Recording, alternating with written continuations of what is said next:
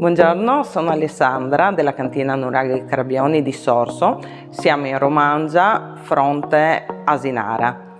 La storia della nostra cantina, la cantina è nata nel 2003, è una storia di partenze e di ritorni.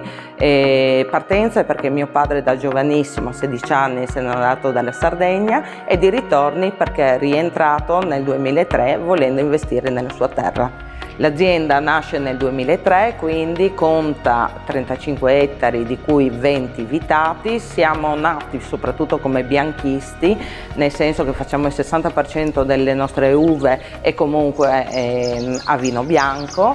E come vini produciamo il vermentino, il moscato, come rossi invece abbiamo Canonau e Cagnulari. In totale circa 80.000 bottiglie l'anno, soprattutto bianchi, quindi abbiamo sia vermentino, Canonau, Cagnulari e moscato di Sorso Sennori, una piccolissima DOC molto tipica di questo territorio, che è il territorio della Romangia.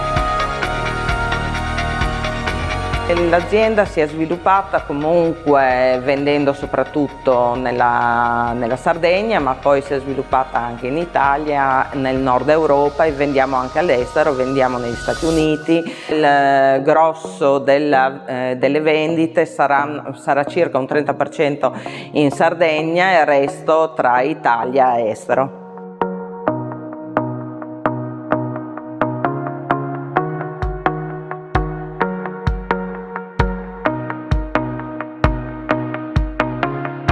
Abbiamo iniziato già da qualche anno, infatti abbiamo rifatto sia la sala degustazione che comunque la parte esterna, abbiamo rifatto il giardino eccetera, perché ci interessa far venire le persone a visitare il territorio e quindi a godersi anche i tramonti, perché c'è il tramonto proprio sul mare, quindi è veramente un posto splendido, e facciamo degustazioni quindi sia in cantina sia di sera al tramonto. Negli ultimi anni la cantina ha cercato comunque di investire nell'enoturismo, quindi nell'accoglienza.